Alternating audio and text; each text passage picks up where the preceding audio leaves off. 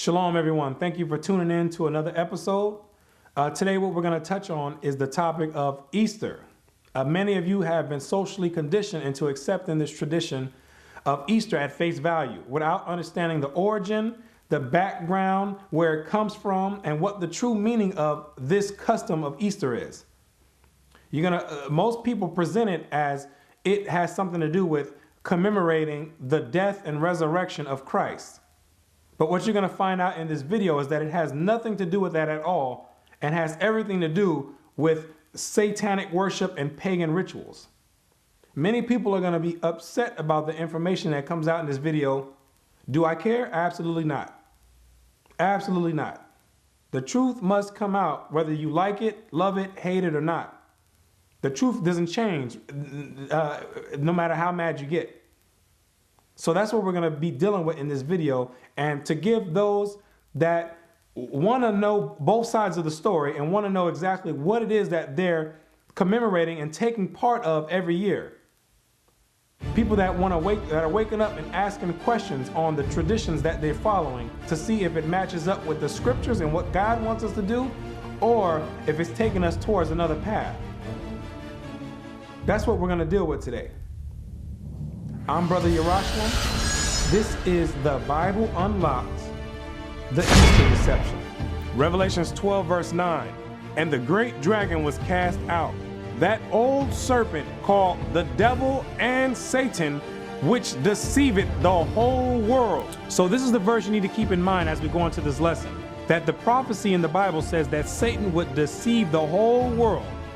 And what you're going to find out is that the festival of Easter is one of the many tactics that Satan used to be deceptive throughout the entire world. See, the Christian church is still looking for this deception to happen sometime in the future. They're still waiting for this great massive deception to happen when they don't even understand that this deception has already happened. The deception starts with you thinking that you're already not deceived. That's where the deception happens. There's layers to the deception. And this Easter celebration is one of these many deceptive tools that Satan has used to get people to go away from the Bible and to follow him instead of Christ or what the Most High says. The Two Babylons, page 93. The festival of which we read in church history under the name of Easter in the 3rd or 4th centuries was quite a different festival from that now observed in the Romish church. The festival that you celebrate known as Easter during the time of Christ was not celebrated the same exact way that they do today. It had nothing to do with bunnies laying eggs and Easter rabbits. The celebration was known as the Passover, something totally different, and it's going to explain in here, and it was never called Easter. Follow me. And at that time was not known by any such name as Easter.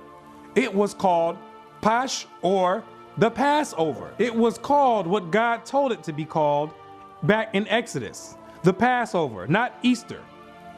You're going to find out that Easter is dealing with a totally different custom and God. That's what you're going to come to realize, that has nothing to do with the Bible at all. And though not of apostolic institution, was very early observed by many professing Christians in commemoration of the death and resurrection of Christ. And the Passover, in the correct context, was celebrated during the time of Christ by many of the Christians that follow the teaching of Christ. Not bunnies laying eggs, or Easter rabbits, or dying eggs, or anything of that nature. It was the Passover. Socrates, the ancient ecclesiastical historian, after a lengthened account of the different ways in which Easter was observed in different countries in his time, i.e. the 5th century, sums up in these words. Socrates, who was a 5th century Christian church historian, went around and did his research and found out that this custom of Easter is being celebrated all throughout the world. Let's find out what else he found.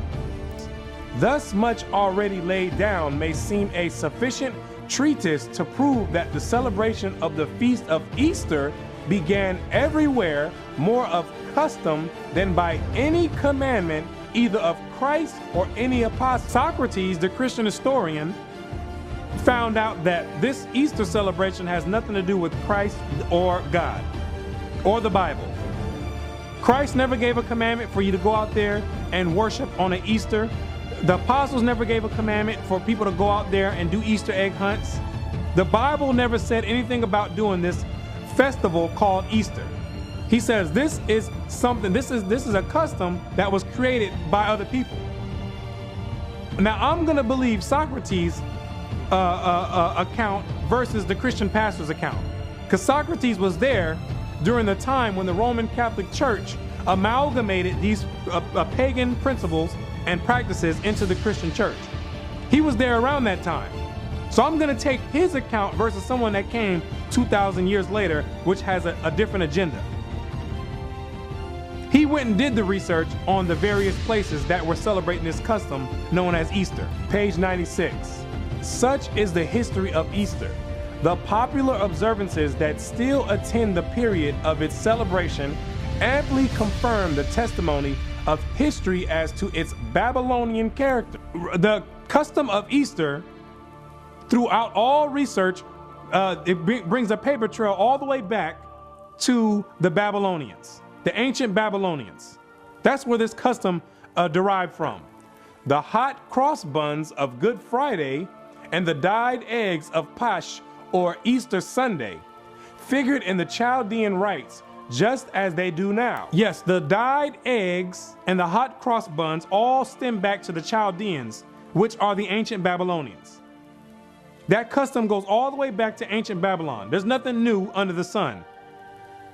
The ritual was picked up and it made its way all the way down to the Roman Empire. And the Roman Empire, when they came and took over the Americas, they implemented it in with the rest of the pagan customs in Christianity.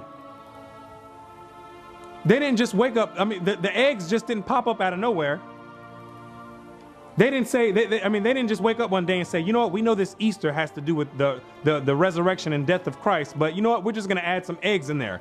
I like the way they look, I'm just gonna go ahead and add a few eggs in there. No, it has an origin. It has a history. They're just not gonna tell you what it is, because you're gonna find out that you're worshiping Satan. They're not gonna tell you what it is. And most of you probably don't care, too lazy to do your own research. And guess what? Satan and the hierarchy, they like people like you. You're the ones they want in their society. The ones that's gonna just go with the flow and eat up everything that they feed to you. They love people like you. That's a slave mentality. The buns, known too by that identical name, were used in the worship of the Queen of Heaven, the goddess Easter, as early as the days of Cecrops, the founder of Athens. That is 1,500 years before the Christian era. 1,500 years prior to when Christ stepped foot on the scene, they was already celebrating Easter bunny laying eggs. Let me say it again. 1,500 years prior to Christ stepping foot on the scene, they were already celebrating Easter bunnies laying eggs. They was already dyeing eggs. They were already dealing with Easter bunnies. This is nothing new. This is nothing new. When we were still in captivity in the land of Egypt, they were already celebrating the Queen Mother of Heaven, which is what this is dealing with. The Queen Mother of Heaven, beginning with Semiramis in ancient Babylon. They were already dealing with this custom. So when Christ was on the scene, people were already doing their Easter bunny egg hunts. When Christ was walking on the scene, they were probably some of the people that he was healing. People that fell off into that custom. So this Easter bunny egg concept has nothing to do with Christ, his death or his resurrection at all. It's all a play on your emotions to have you believe that you're doing something that's commemorating Christ, but really what you're doing is worshiping the Queen Mother of Heaven. And we're going to get more information about this Queen Mother of Heaven, so you know exactly who it is you're paying homage to. And this custom was being done during the time of Jeremiah. This is nothing new. Jeremiah was dealing with the same people as today, dealing with this Queen Mother of Heaven worship. He was dealing with that during that time. Let's get the account out of the Bible with Easter going on during the time of Jeremiah, the Babylonian captivity. Let's find out. Jeremiah 7 verse 18. The children gather wood. The children go to the store to go ahead and get the coals. This is what they do today. It's going to be the same exact thing they were doing during the time of Jeremiah. The children get sent out to go ahead and go to the store with a few dollars to go pick up the coal. Go ahead and pick that up. And the fathers kindle the fire. And the father is outside with his chef cape on, getting ready to kindle the fire for the barbecue. That's what he's outside doing. That's what the father's outside doing. For when the kids bring the coal, he's getting the barbecue ready, getting the grill ready. And the women need their dough. And the women are inside in the kitchen, kneading the dough, getting the rest of the entree ready. That's what the women are doing. But let's find out what they're doing all this for. To make cakes to the Queen of Heaven, to eat dinner on Easter Sunday to the Queen of Heaven. Same exact thing, to bake cakes to the Queen of Heaven. That's what they were doing back then, and that's what they're doing today. You get your whole feast ready for your Easter Sunday to bake cakes to the Queen of Heaven. Let's get more. And to pour out drink offerings unto other gods, that they may provoke me to anger. That you are provoking the Most High to anger when you're sending up these hot cross buns to other gods, to the Queen Mother of Heaven. Pouring out your drink offerings to the Queen Mother of Heaven on your Easter Sunday. Because that's what you're essentially dealing with. The Queen Mother of Heaven, not the Most High. When you're sitting there on your Easter Sunday dinner, thinking that you're sending the savor up into the skies for the Most High to smell, he's not accepting that, because he knows that's going to the Queen Mother of Heaven, which we're going to find out who exactly this Queen Mother of Heaven is. The hot cross buns are not now offered, but eaten on the festival of Astarte. The festival of Astarte, which is another name for Easter. That's who you're sending your hot cross buns up and all the rest of the meal that you prepared. Not to the Most High, you're sending it up to Astarte. Let's find out who this Astarte is so we can be clear on what you're doing on this Easter Sunday when you're gathering all your kids together, cousins, nephews, uncles, aunties, little babies, all of old grandma. Let's find out exactly what you're doing and who you're sending this up to. That's what we're gonna get ready to find out. Zondervan Bible Dictionary. Ashtaroth. Astarte. Ashtaroth is plural of Ashtoreth, name of any of the fertility goddess of the ancient Near East. Babylonian, Ishtar. The Babylonians called the Queen Mother of Heaven, which is what you're worshiping on Easter Sunday. The Babylonians called her Ishtar. Greek, Astarte. The Greeks called this same exact Queen Mother of Heaven that you're worshiping on Easter Sunday. They called her Astarte, which is the same exact god or same exact goddess as the Babylonians. In Canaan, a consort of El, Baal. And in Canaan, this Astarte or Ishtar is the consort of El or Baal, which means that she is the consort, which means she is the wife of Baal. So the Queen Mother of Heaven is the wife of Baal. Now we need to find out, who is this Baal? Let's get a little bit more detail. Who is this Baal? Is this that she's the wife of? Or she's the wife to? Who is this the wife to? So you can find out what you're dealing with on this Easter Sunday. Baal Zebub. Baal, or Lord of Flies, name under which Baal was worshipped by the Philistines of Ekron. There can be little doubt that Beelzebub is the same name as Baal-zebub. So Baal, which is what the name was in the Old Testament, in the New Testament you're going to see Beelzebub. You'll see Baal-zebub and Baal in the Old Testament, but in the New Testament they call him Beelzebub. So we need to find out exactly who this Beelzebub is according to the Bible to see what demon you're dealing with on Easter Sunday. Follow me. Matthew 12 verse 24. But when the Pharisees heard it, they said, this fellow doth not cast out devils, but by Beelzebub, the prince of the devils. Beelzebub is the prince of the devils, the husband to Astarte or Astarte, the queen mother of heaven, the same woman that you're worshiping on Easter Sunday. She is the wife of Satan, the head demon. He's the leading demon out of the demonic forces. She is the wife of Satan himself. This is who you're pouring out your drinks, and your hot cross buns are being offered to the queen mother of heaven, the wife of Satan. This is what you're dealing with when you have your kids in there on your Easter Sunday dinner, all getting together in one big family in unison, getting ready to send up the whole meal, thinking you're sending it up to the Most High when you're sending it straight up to Satan's wife. The hot cross buns are not now offered, but eaten on the festival of Astarte. But this leaves no doubt as to whence they have been derived. The origin of the posh egg is just as clear. Now we're going to get into the origin of these Easter eggs. Because like I said, a lot of you think they just popped up out of nowhere. No, there's an origin to everything. There's a method to all the madness.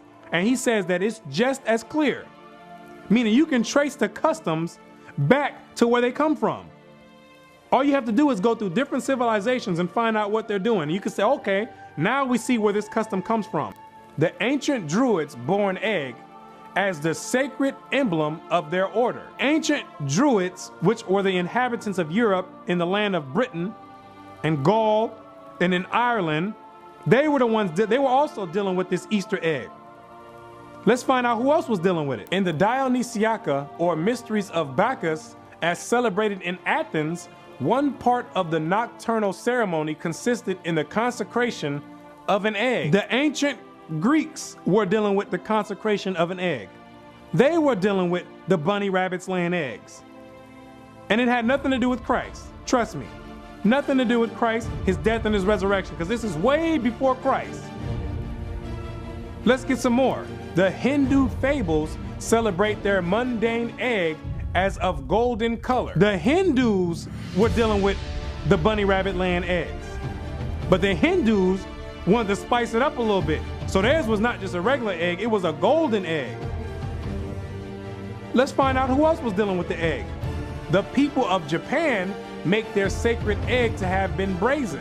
Japan was dealing with an egg. We didn't went all the way to Japan to find people dealing with eggs in pagan rituals.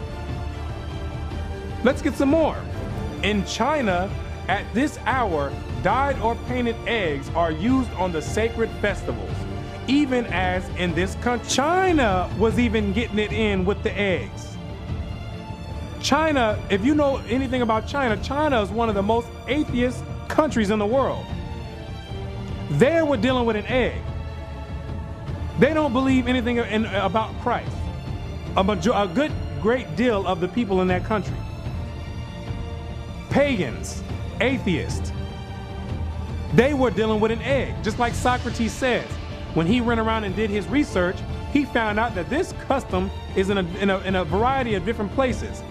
And it had nothing to do with a commandment from Christ or the apostles. In ancient times, eggs were used in the religious rites of the Egyptians and the Greeks and were hung up for mystic purposes in their temples. From Egypt, these sacred eggs can be distinctly traced to the banks of the Euphrates. The banks of the Euphrates is going right back to ancient Babylon, where it all started under Nimrod and the Tower of Babel. The same customs were taken from the Tower of Babel when the Most High split the tongues and he spread out the rest of the nations. They took their customs with them and they all went, that's why they're all similar. And the egg was definitely part of the Babylonian custom, which spilled over into Egypt and then into Greece and then into Rome and then from Rome all the way over here to America. Same exact custom, just different faces and different characters used to cover it up. The classic poets are full of the fable of the mystic egg of the Babylonians, and thus its tale is told by Hyginus the Egyptian, the learned keeper of the Palatine Library at Rome. Now we're getting ready to find out where exactly did this legend of this egg come from? What is the origin of the story of this egg?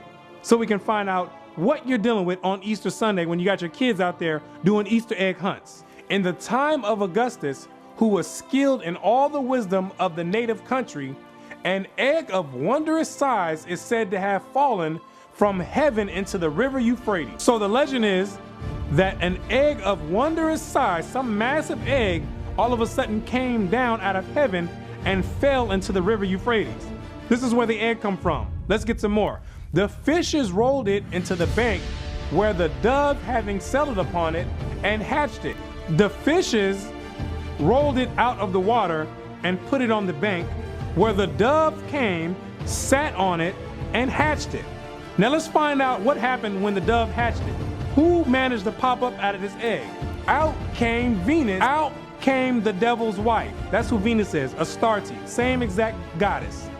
Out came the devil's wife, who afterward was called the Syrian goddess, that is Astarte. Hence, the egg became one of the symbols of Astarte, or Easter. This is where you get your Easter bunny laying eggs at. It became a symbol of Easter, or Astarte, worshiping the Queen Mother of Heaven, Satan's wife. This is where it derives from. This is the legend behind it. This is what you have your kids dabbling with on your Easter Sunday when you're sending up hot cakes to the Queen Mother of Heaven. This is what you're dealing with. Yes, Satan gave his wife a holiday as well. Let me say it again. Satan gave his wife a holiday as well, which he got the whole world worshiping and thinking that it has something to do with Christ, the resurrection and death of Christ, which most people, they know that this don't have anything to do with Christ's death and resurrection. But too scared to ask a question about what does this Easter egg hunt have to do with Christ dying on the cross and being risen again on the third day.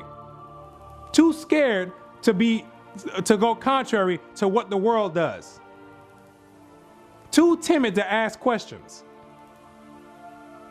Got your kids over there doing Easter egg hunts to the devil's wife and cooking a hot Sunday dinner to send it up to Astarte, the devil's wife.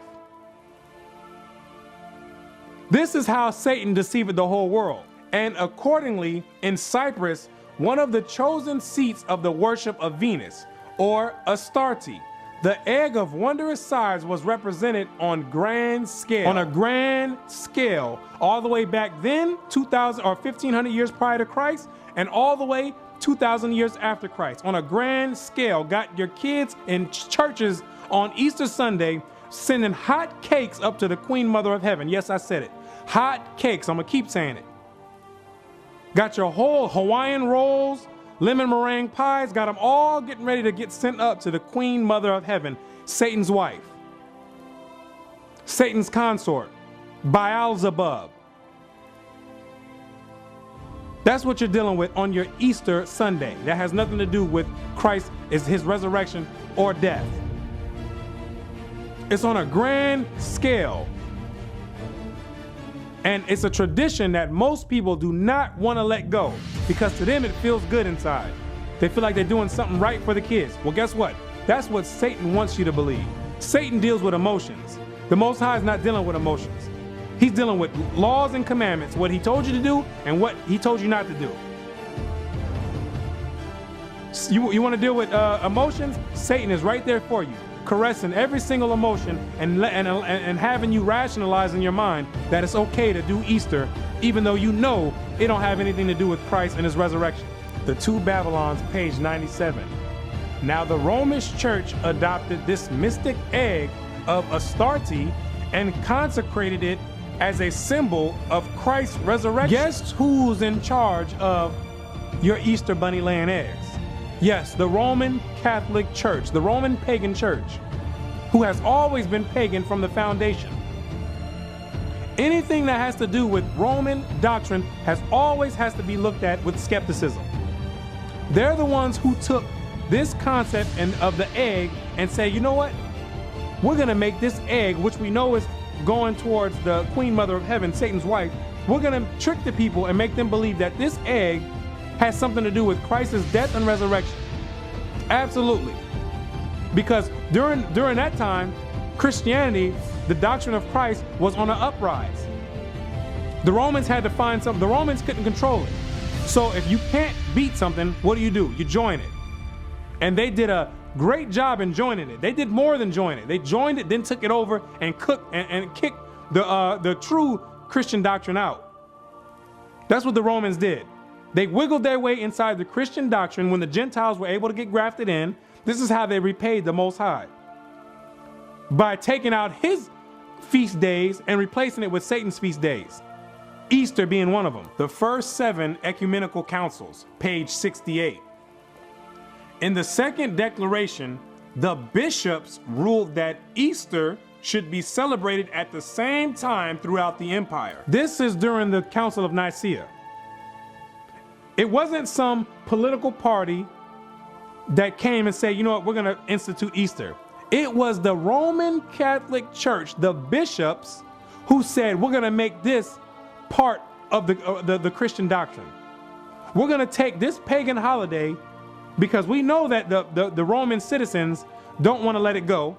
So we're going to take this and we're going to add it to the Christian doctrine so you can get the best of both worlds. You can worship Satan, the pagans can worship Satan, and we can act like we're worshiping the Most High at the same time. But we really want to worship Satan because his holidays feel a little bit better. You can be a little bit more liberal on his holidays. We don't really want to deal with Satan's or the Most High's holidays. And you have to understand, with the Roman Catholic Church, they were always pagans, and through their pagan gods, when they went out to fight wars, they would always make sacrifices to the pagan gods. So they believed heavily in these pagan gods because that's how they were winning all these wars when they went and stomped all the people, going through different countries, stomping out all the people. Then they attributed that to all those pagan gods that they were worshiping. So they did not want to give those gods up. But like I said, when the Christianity was on an uprise, they had to find some way to suppress it. So they just blended them both together so they can still worship their same gods, Satan, and make people think that the other people are really worshiping the Most High God. Acts 16, verse 20. And brought them to the magistrates, saying, these men, being Jews, do exceedingly trouble our city. This is Paul being brought by the masters of some lady that he just healed because she had a spirit of divination on her. Her masters didn't like that he healed her. So they brought him to the magistrates because the Romans, like I said, have always been pagans and they never wanted anything to do with the Most High God.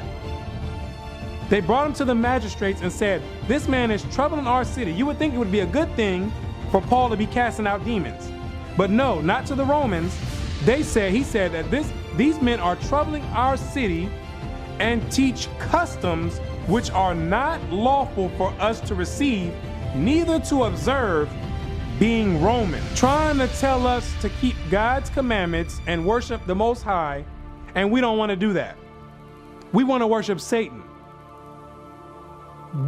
See how the Romans had a problem with that? They said it's unlawful. That means it's a law for us not to be able to keep God's commandments. That's what it was with the Romans. To be a pagan is what you needed to do. So these people were complaining that Paul was over there healing people and telling people to keep God's commandments and follow Christ. Anytime you're dealing with the Roman Catholic Church, you always have to be skeptic.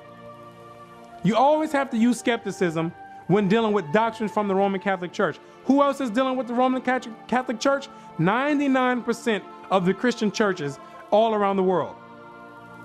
If you're dealing with Sunday worship, you're part of the Roman Catholic Church. If you're dealing with Christmas, you're part of the Roman Catholic Church. If you're dealing with Easter, you're part of the Roman Catholic Church. If you're dealing with any pagan religion, if you're dealing with the laws, the laws are done away with, you're dealing with the Roman Catholic Church. You're part of the Roman Catholic Church. You're an offspring of the Roman Catholic Church. No matter how many ways you want to slice it and dice it, those doctrines come from the Roman Catholic Church. They come from the Roman Catholic Church. If you believe in a virgin birth, that Christ didn't have a mother and a father, you're part of the Roman Catholic Church. Always use skepticism when dealing with those doctrines, and do further research and get out of a slave mentality. Now, some of you may be confused because when you read the Bible, you're going to run across one passage that says the word Easter. This is the only passage in the entire Bible that says the word Easter. So what we're going to do, I'm going to show you exactly how they injected the word Easter to make you believe that that is what they were practicing during the time of Christ. And the apostles and all the other disciples were dealing with Easter as you know it today. Follow me. Acts chapter 12, verse 3. And because he saw it pleased the Jews, he proceeded further to take Peter also. Then were the days of unleavened bread. At this time is the feast of unleavened bread, which is part of the Passover. Keep this in mind. This is the feast of unleavened bread that's going on, and watch how they're going to smoothly inject the word Easter into the scriptures to make you think that Easter and the feast of unleavened bread are synonymous. But we're going to go deeper into the scriptures and into the translation to find out what word is really there. And when he had apprehended him, he put him in prison and delivered him to 4 quaternions of soldiers to keep him, intending after Easter to bring him forth to the people. Now you see that they put the word Easter in there.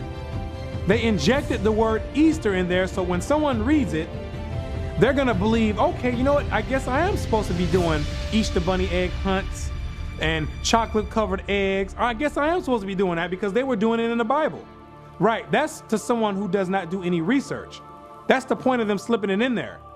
Because they know that a slave is not gonna do any further research. You're gonna take everything at face value and you're not gonna double check anyone's work. They put this in here purposely to give someone a reason to justify worshiping the Queen Mother of Heaven, Satan's wife, and give you a reason to do it. Now let's go to the Greek, which it was written in, and find out what does the Greek word say. Let's find out if it's talking about Easter bunnies laying eggs or if it's talking about the Passover, the Feast of Unleavened Bread. Let's find out. Strong's G3957. Pascha, the Paschal Feast. The feast of the Passover, no, bunnies laying eggs. The Passover, no, worshiping the Queen Mother of Heaven. The Passover, the feast of the Passover, ladies and gentlemen. The Passover. This Greek word has nothing to do with Easter Sunday. Satan deceived the whole world. Yes, Satan has his hands in all types of different venues. You must be doing your own research to find out what words are here, what words are there. You cannot trust anyone when it's dealing with your soul salvation, especially not a pastor that's set up by the Roman Catholic Church who's just going to regurgitate things over and over again and not tell you that, you know what we're doing is wrong on Easter Sunday. We're not supposed to be sending up cakes to the Queen Mother of Heaven. We're not supposed to be doing that. When you're dealing with your soul salvation, you have to seek it out. Now, this Greek word was used 29 times in the New Testament. Each time it was used, it always said the word Passover. Always said the word Passover. Like I said, Satan only needed to inject it in there one time to get your mind away from what's going on. To allow your mind to justify worshiping him, because he can care less if you worshiping him unaware or if you worshiping him on purpose. He can care less. Long as he can get you out of doing what God says, he's in the right mode. Now let's find out what the scholars say about this translation on this Easter here. The Two Babylons, page 93. Everyone knows that the name Easter, used in our translation of Acts 12 verse 4, refers not to any Christian festival, but to the Jewish Passover. Everyone knows that this word Easter is not supposed to be there. Everyone knows that Satan done injected the word Easter into the Bible. And when he says everyone, he's not talking about the peasants going to church on Sunday the Sunday worshipers that's going in there, not opening up the Bible, sitting there in a Sunday church, listening to someone preach, which ain't coming from the Bible, for 2 hours, getting up, singing songs and dancing, paying tithes and going home. He's not talking about you. When he says everyone, he's referring to everyone in the hierarchy that has their hands in the Christian doctrine. The high-ranking bishops that are controlling the Christian doctrine going around. The Bible scholars, they all know that this translation is incorrect. They all know that this translation is incorrect. The translators, when they translate the Bible, they know that translation doesn't go there.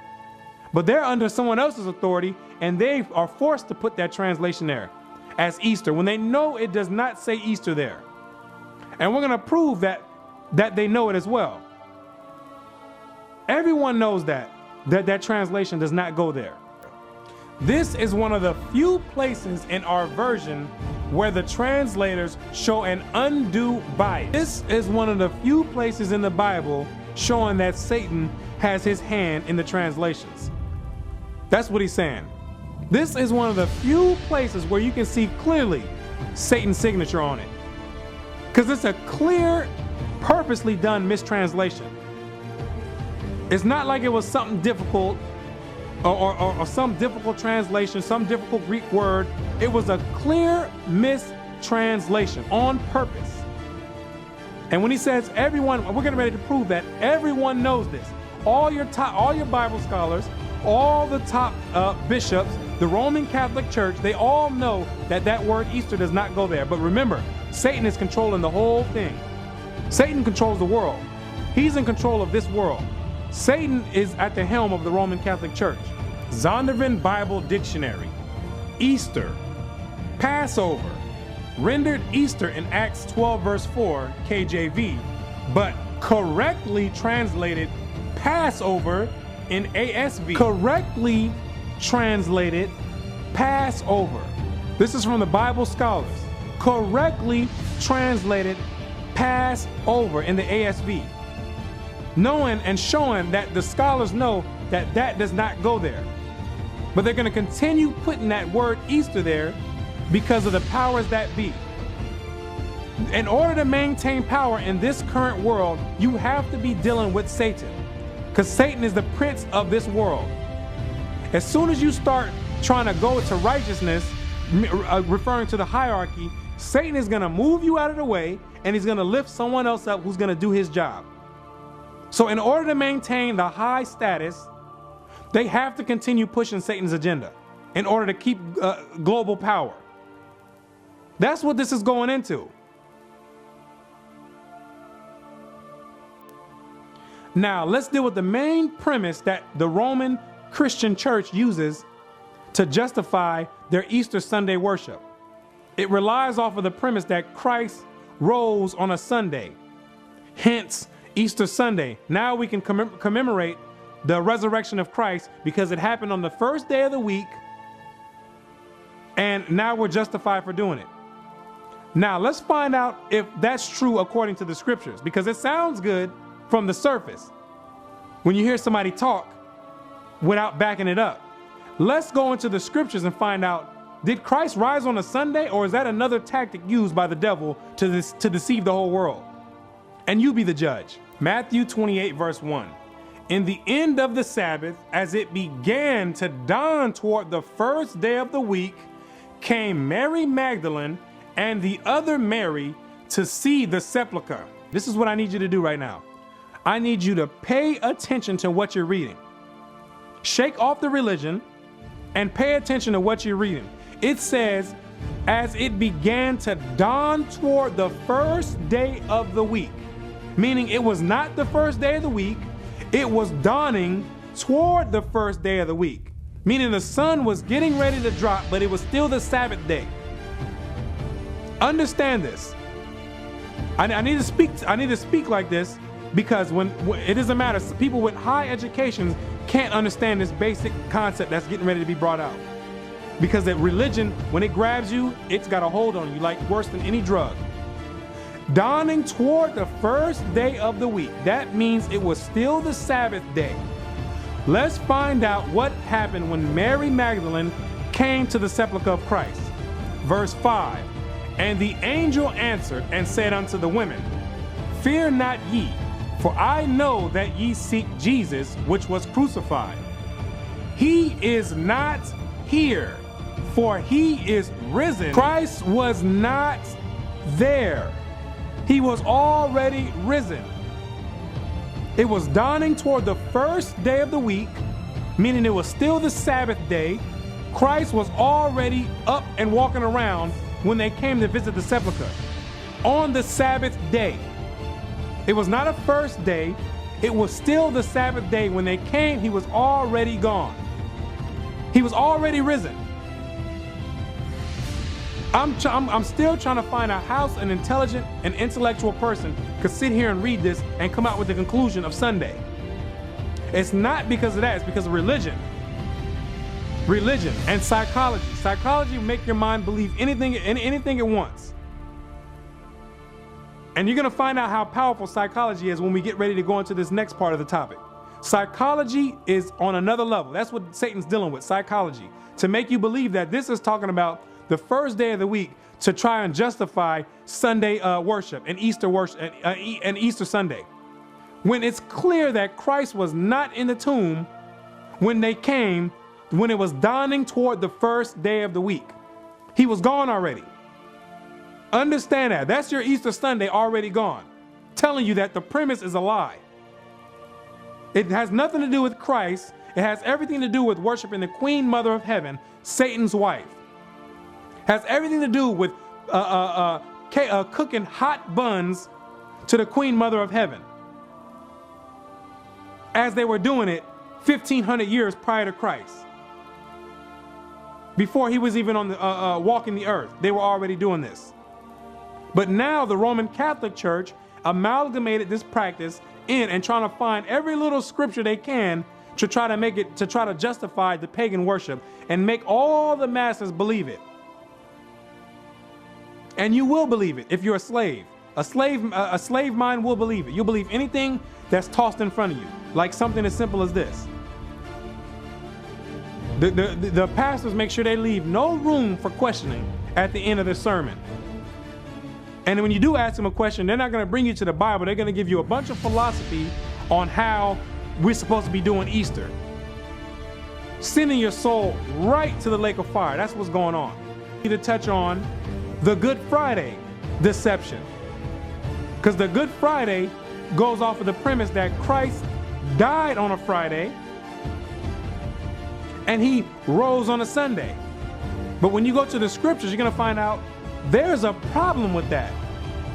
Watch Matthew chapter 12, verse 40.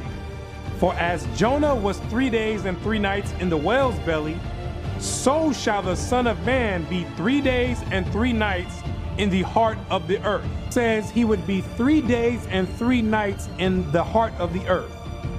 I'm still trying to figure out what mathematical equation the Christian church has came up with in order to get 3 days and 3 nights from Friday to Sunday. I'm trying to figure out what type of dimension they're delving into to make this add up.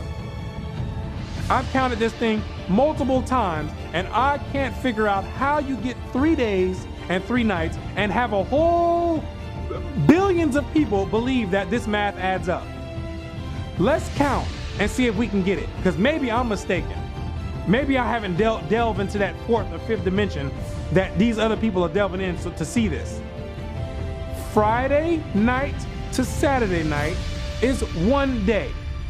Saturday night to Sunday night is 2 days. Christ said he would be in the belly of the earth for 3 days. That means it would be from Sunday night to Monday night would be 3 days, which we know is still a lie because Christ rose on a Sabbath. When they came to the sepulchre, he was already gone when it was dawning toward the first day. So the whole premise is wrong. The whole premise is built off of deceit. Christ, you can't get 3 days and 3 nights from Friday to Sunday. It's impossible. Einstein can't do it. I don't care what mathematician you bring out, he can't do it. This is basic mathematics that you learn in the 1st grade or in kindergarten. Now let's do the math correctly to find out when he died. We know he rose on a Sabbath day for sure. So we go Wednesday to Thursday, that's 1 day.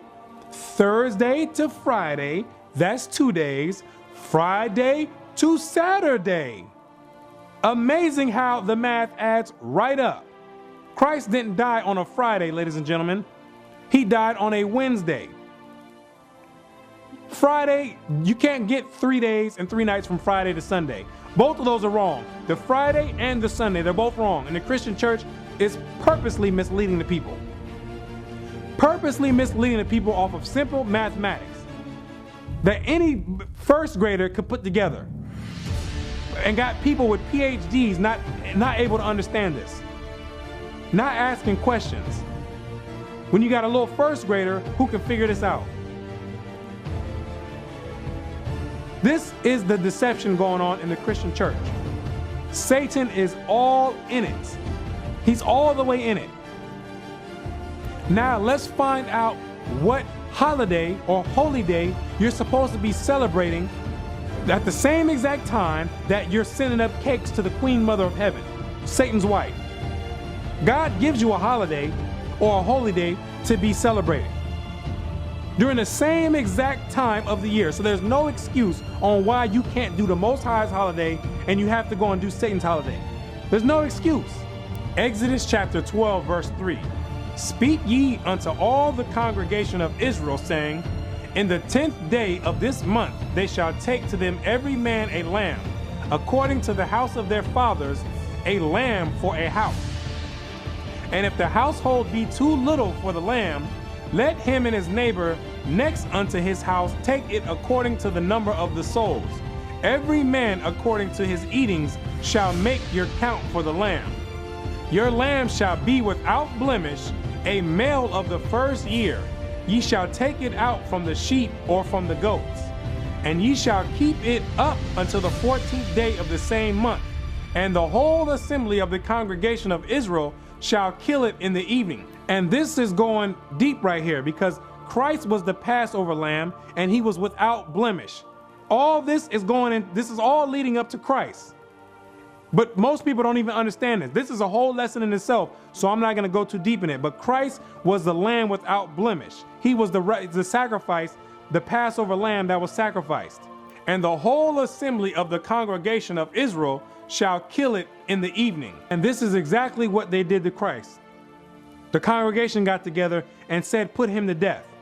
This is the same exact account right here. And you're not celebrating this? This is what you're supposed to be celebrating. This is what you're supposed to be commemorating. This is supposed to be the memorial, not Easter bunnies laying eggs. And they shall take of the blood and strike it on 2 side posts and on the upper doorposts of the houses, wherein they shall eat it. And they shall eat the flesh in that night, roast with fire and unleavened bread, and with bitter herbs they shall eat it. So you're supposed to eat the Passover lamb with bitter herbs.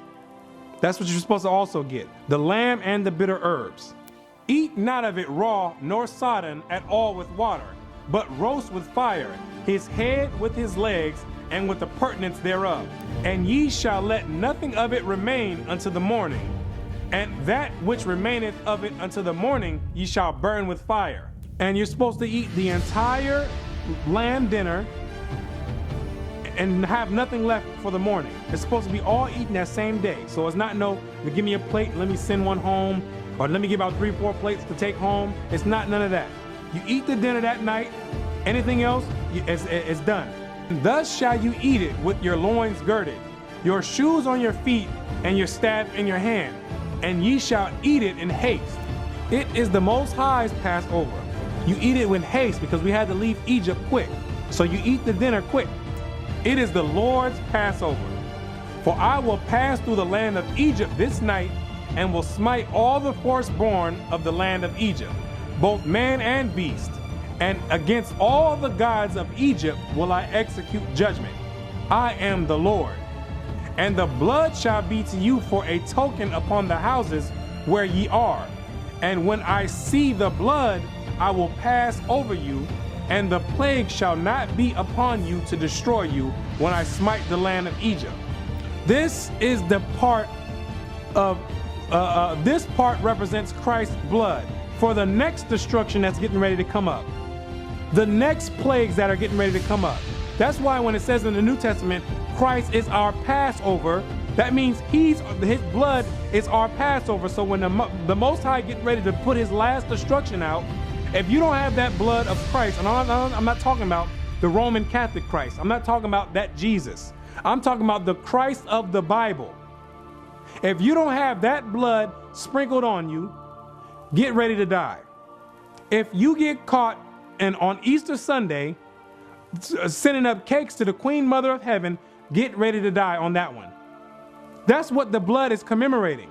So when it says Christ is our Passover, that don't mean we don't have to do no Passover now because Christ became the Passover. No, his blood is the Passover. So when the Most High sends the death angels out and he sees the blood on you, they can pass right on over you and kill everyone else that's worshiping the Queen Mother of Heaven on Easter Sunday, yes, and Christmas and any other the pagan rituals.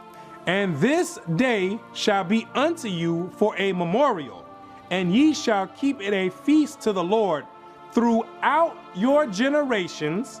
Ye shall keep it a feast by an ordinance forever. What do you not understand about forever is my question. We wouldn't have this discussion if people went into the Old Testament, found out what the Most High said. This discussion wouldn't even be on the table. The Most High said forever. Forever. That means 1,000 years passed. You got another 1,000,000 years left. After that 1,000,000 years is left, you still got another 100,000,000 years left. Forever. It didn't say until Christ came and died on the cross. It didn't say until Paul went out preaching the word. It didn't say until the Roman Catholic Church took over the Christian doctrine and forced Easter upon you. It said forever. There should be no dispute on what you're supposed to be doing during the time, because the Most High gives you two choices. He gave you Easter, that's a choice, or the Most High's Passover, when he tells you right now that it's supposed to be celebrated forever. Which one are you going to pick is the question. I can't pick it for you. The Most High is not going to pick it for you. 7 days shall ye eat unleavened bread. Even the first day ye shall put away leaven out of your houses. On the first day, you're supposed to take leaven out of your houses. Leaven is yeast. Anything that's a rising agent is supposed to be taken out of your house. And you're supposed to eat unleavened bread, things like crackers, things that don't have any rising elements in it.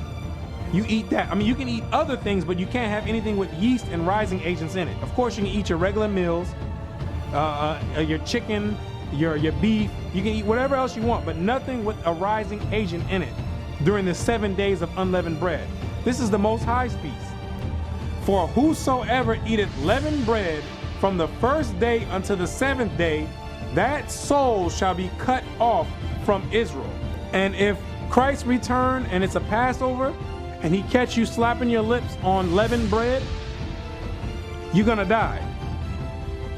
Let me say it again. If the Passover happens and Christ returns during the time of the Passover, and he catch you slapping your lips on leavened bread, you're gonna die. This judgment will come to pass, absolutely. Because you won't be covered with the blood anyway. You're gonna be off doing your own thing. Worshiping the goddess of star, the Queen Mother of Heaven. You're gonna be doing that, worshiping, doing Christmas. That's what you're gonna be doing. So you're not gonna have the blood on you anyway. And in the first day, there shall be an holy convocation. And the first day of the Most High's feast, not Satan's feast, the Most High's feast is a holy convocation. You know the same exact thing you do on your Easter Sunday when you get together with all the church to send up hot buns to the Queen Mother of Heaven? Yes, for the Most High's feast is a holy convocation. You get together with your family, get together with a congregation, you get together, the same exact thing that you're doing for Satan, just you do it for the Most High. That's the difference. And in the 7th day, there shall be an holy convocation to you. And guess what? You get another convocation on the 7th day. So you get two holy convocations to get together with everyone. Two's better than one, right? So why would you want to take Satan's one when you can have the Most High's two? No manner of work shall be done in them, save that which every man must eat. So the first day and the last day of the Feast of Unleavened Bread. You're not supposed to be doing any work. If you're able to take those days off of work, take them off.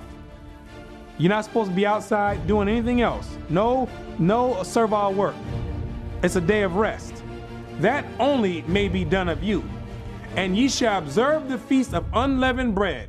For in this selfsame day have I brought your armies out of the land of Egypt. Therefore shall you observe this day in your generations by an ordinance forever. How many times do the Most High have to tell you forever? He knows that people are just not going to understand it. So he has to tell you forever 2 times in the same sentence or in the same chapter. Forever. Forever means forever. That does not mean there's a time period when it stops. Forever means forever. Grasp that concept. Next time you get ready to go out and do your Easter Sunday, grasp that concept. You can't stand in front of the Most High on Judgment Day when he has a verse like this in the Bible. There's nothing to be confused about. He said forever. It tells you in the Bible it's impossible for God to lie. That's what it tells you. That's the one thing that is impossible for him to do, is to lie. He says forever, that's what he meant. Forever. Try to stand in front of him on Judgment Day and give him some excuse when you have this verse right here in the Bible saying forever. In the first month of the 14th day of the month, at even, ye shall eat unleavened bread until the 21st day of the month at even. This confused with the first month in the modern calendar, because that's not what this is talking about. It's talking about the first month, which usually falls between March and April during the time of the new moon. The months in the Bible are go off of the new moons. Each time a new moon comes in is a new month. So that's what this is referring to. Usually during the time of March and April, there's the new moon that falls around that time. So the first or the 14th day of after the new moon is when the Passover starts. And unleavened bread is going to be on your menu all the way to the 21st day at evening. 7 days shall there be no leaven found in your houses. For whosoever eateth that which is leavened, even that soul shall be cut off from the congregation of Israel, whether he be a stranger or born in the land. Ye shall not eat nothing leavened. In your habitations shall ye eat unleavened bread. This is the year 2015, and this year the Passover falls on a Friday, April the 3rd, at evening. Let me say it again. 2015, the Passover commences on April 3rd at evening of 2015. By coincidence, guess what else starts on April 3rd? Yep, you guessed it. Good Friday. Good Friday. So now you have to make a choice. Which one are you going to do? Are you going to do the Passover like the Most High said would be an ordinance and a memorial forever? Or are you going to do what the Roman Catholic Church tells you to do, worship the Queen Mother of Heaven, Satan's wife, on April the 3rd? That's something you're going to have to pick. That's why the Most High always gives you 2 choices. He wants to see where your heart is really at. He wants to see if you're going to be down with him or if you're going to be an idolater and go and worship other gods. That's what he wants to know. Easter Sunday falls on April 5th, 2 days later. Not 3 days, like the Christian church will want to make you believe. 2 days later is when your Easter Sunday is going on. But guess what else is going on during that time? The Feast of Unleavened Bread, like the Most High said. 7 days from the Passover starting April 3rd at evening, ending at April 11th at evening. But Satan worked his way right in there to have people think that they're supposed to be doing Easter at that time. But you're going to have to pick. Which one are you going to be doing? Because you can't do both. You can't bake cakes during the time of the Feast of Unleavened Bread, because that's unlawful during that time. No leavened bread. So there's going to be people baking all type of cakes to the Queen Mother of Heaven with all type of leaven in there, like the Most High told you not to do. This is where it comes down to where your heart is really at. The Most High is always going to give you 2 choices. He'll give you two choices. Absolutely. He'll give you your opportunity. If you want to worship Satan, you go right ahead. But there's a punishment for being an idolater. There's a punishment for doing what you think is right instead of what the Most High told you is right. Revelations 21 verse 8. But the fearful and unbelieving and the abominable and murderers and whoremongers and sorcerers and idolaters, people that's worshiping on Easter Sunday, sending cakes and prayers up to the Queen Mother of Heaven on Easter Sunday. All idolaters, Christmas worshipers, all idolaters, man, they all in this list. And all liars shall have their part in the lake which burneth with fire and brimstone, which is the second death. This is where life-changing decisions are made. When truth comes out, this is how you find out what someone's really about. If they truly believe in the Bible, which most people don't, or if they just covering it up to use as a cover-up for the other gods that they really want to worship. This is where you find out right here. And you're going to find out most people are not down with the Most High God in the Bible. That's why it tells you a remnant shall be saved. Most people don't understand what a remnant means. They don't understand that. They're going to get caught as a thief in the night. Whoever's not on guard, taking things at face value and not doing your backup research. You got to understand that this is your soul salvation. This, you're only here on earth for 70, 80 years if you're lucky. After that, you gotta deal with eternity. Eternity is a very long time. And if you want to be in this hot lava lake for eternity, by all means, continue worshiping the Queen Mother of Heaven and have fun doing it. I'm telling you, you better live it up. Live it up. Don't look back, because you're going to have a lot of looking back to do in that lake of fire. If you get sent there, you got to have a lot of looking back to do on how fun it was doing the Easter egg hunts with your children, all that you're going to have, because those are only memories you're going to have. And you might not even be able to remember those because it's going to be so hot. And you're going to be there forever. Then you're going to understand what it means forever. Like the Most High told us to do the Passover, a memorial forever. You're going to find out what it really means forever in the lake of fire. Absolutely. You're going to understand what the Most High means when he says forever. That it's not, he's not just being cute, saying, oh, I think this feels good. I think this sounds good right here in this part of the sentence. No, he means what he says. He's not playing no game. He's not playing games at all. That's why it says he commands all men to repent and turn from the wickedness. He winked in ignorance, and now he commands all men to repent. But it's hard to repent when you have your lust and you're invested in Satan. It's very hard to repent when you have your mind in what Satan's doing, and Satan has a grab on you and he has a hold on you. Understand this. So with that, I'm going to say shalom and peace and blessings to the 12 tribes and all the rest of the viewers coming back in these last days. Shalom.